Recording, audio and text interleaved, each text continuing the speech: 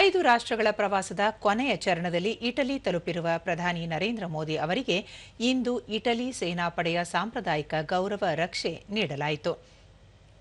ಬಳಿಕ ಪ್ರಧಾನಿ ನರೇಂದ್ರ ಮೋದಿ ಅಲ್ಲಿನ ಪ್ರಧಾನಿ ಜಾರ್ಜಿಯಾ ಮೆಲೋನಿ ಅವರೊಂದಿಗೆ ಉನ್ನತ ನಿಯೋಗ ಮಟ್ಟದ ಮಾತುಕತೆ ನಡೆಸಿದರು. ಈ ವೇಳೆ ವಿದೇಶಾಂಗ ಸಚಿವ ಡಾ ಎಸ್ ಜೈಶಂಕರ್ ಹಾಗೂ ಇಟಲಿಯ ಹಿರಿಯ ನಾಯಕರು ಪಾಲ್ಗೊಂಡಿದ್ದರು.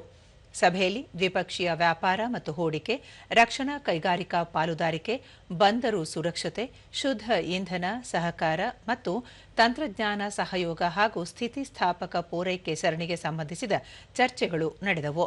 ಭಾರತ ಮತ್ತು ಇಟಲಿ ನಡುವೆ ದೀರ್ಘಕಾಲೀನ ಉತ್ತಮ ಬಾಂಧವ್ಯ ಏರ್ಪಟ್ಟಿದ್ದು, ಹಲವು ಕ್ಷೇತ್ರಗಳಲ್ಲಿನ ಬಲವಾದ ಪಾಲುದಾರಿಕೆಯನ್ನು ಮತ್ತಷ್ಟು ವಿಸ್ತರಿಸುವ ಕುರಿತಂತೆ ಮಹತ್ವದ ಮಾತುಕತೆ ನಡೆಯಿತು.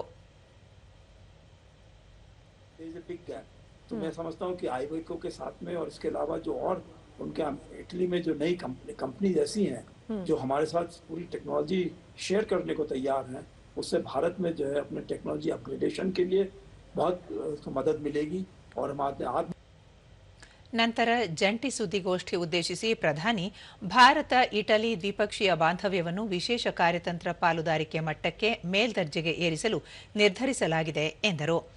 ಭಾರತ ಇಟಲಿ ಜಂಟಿ ಕಾರ್ಯತಂತ್ರ ಕ್ರಿಯಾ ಯೋಜನೆ 2025-2029ರಲ್ಲಿ ಬಾಂಧವ್ಯ ಬಲವರ್ಧನೆ ಕುರಿತು ವಾಸ್ತವಿಕ ಮತ್ತು ಭವಿಷ್ಯದ ಕಾರ್ಯತಂತ್ರ ರೂಪಿಸಲಾಗಿದೆ.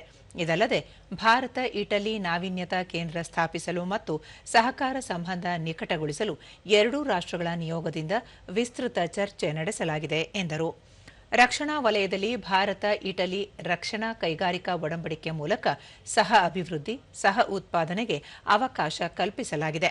ಬಂದರು, ಆಧುನೀಕರಣ, ಹಡಗುಯಾನ, ಸರಕು ಸಾಗಣೆ ಮತ್ತು ನೀಲಿ ಆರ್ಥಿಕತೆ ಅಭಿವೃದ್ಧಿಗಾಗಿ ದ್ವಿಪಕ್ಷೀಯ ಸಹಕಾರಕ್ಕೆ ಎರಡೂ ರಾಷ್ಟ್ರಗಳು ಸಮ್ಮತಿಸಿವೆ ಎಂದರು.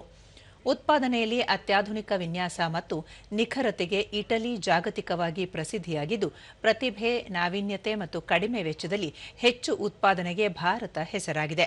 ಈ ನಿಟ್ಟಿನಲ್ಲಿ ಭಾರತ ಇಟಲಿಯಲ್ಲಿ ವಿನ್ಯಾಸ ಅಭಿವೃದ್ಧಿ ಮಾಡಿ ಜಗತ್ತಿಗೆ ಕೊಡುಗೆ ನೀಡುವ ನೀತಿ ಅನುಸರಿಸಲು ಒಪ್ಪಂದ ಏರ್ಪಟ್ಟಿದೆ ಎಂದರು. डिजाइन और प्रिसिशन के लिए जाना जाता है. भारत की पहचान स्केल, टैलेंट और एफोर्डेबल इनोवेशन के पावर हाउस की है. इसलिए हम design and develop in India and Italy and deliver for the world के सिद्धांत पर आगे बढ़ेंगे. हमने अपनी विन विन साझेदारी को तीसरे देशों तक ले जाने पर भी चर्चा की. इस दिशा में आगे बढ़ते हुए हम अफ्रीका में ठोस प्रोजेक्ट्स पर काम करने के लिए सहमत हुए. फ्रेंड्स, भारत और इटली एकमत है कि आतंकवाद मानवता के लिए गंभीर चुनौती है. ಇಟಲಿ ಪ್ರಧಾನಿ ಜಾರ್ಜಿಯಾ ಮೆಲೋನಿ ದ್ವಿಪಕ್ಷೀಯ ಬಾಂಧವ್ಯ ಬಲವರ್ಧನೆಯಿಂದ ಎರಡೂ ರಾಷ್ಟ್ರಗಳು ತಮ್ಮ ಸಾಮರ್ಥ್ಯದ ಸಂಪೂರ್ಣ ಉಪಯೋಗ ಪಡೆಯಲು ಸಾಧ್ಯ. ಎರಡೂ ರಾಷ್ಟ್ರಗಳ ಸಂಬಂಧ ಪರಸ್ಪರ ಗೌರವ ಮತ್ತು ವಿಶ್ವಾಸಾರ್ಹತೆಯಿಂದ ಕೂಡಿದೆ ಎಂದು ತಿಳಿಸಿದರು. With Prime Minister Modi over the past 3.5 years, during which we have gotten to deeply know one another and our respective points of view.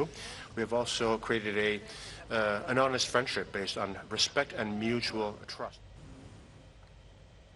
ಇದಕ್ಕೂ ಮುನ್ನ ಪ್ರಧಾನಿ ನರೇಂದ್ರ ಮೋದಿ ಅವರು ಇಟಲಿ ರಾಷ್ಟ್ರಪತಿ ಸೆರ್ಗಿಯೋ ಮೆಟರೋಲಾ ಅವರೊಂದಿಗೆ ರೋಮ್ನಲ್ಲಿ ಸಮಾಲೋಚನೆ ನಡೆಸಿದರು.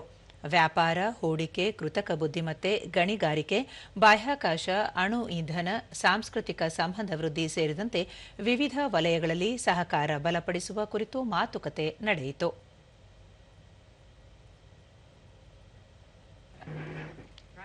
ಇದಕ್ಕೂ ಮುನ್ನ ಪ್ರಧಾನಿ ನರೇಂದ್ರ ಮೋದಿ ಅವರು ತಮಗೆ ಭಾರತದಿಂದ ಚಾಕೊಲೇಟ್ ಉಡುಗೊರೆ ನೀಡಿರುವುದಕ್ಕೆ ಇಟಲಿ ಪ್ರಧಾನಿ ಜಾರ್ಜಿಯಾ ಮೆಲೋನಿ ಹರ್ಷ ವ್ಯಕ್ತಪಡಿಸಿದರು. Prime Minister Modi brought us a gift, a very, very good toffee. Melody. Prime Minister Modi brought us a gift, a very, very good toffee.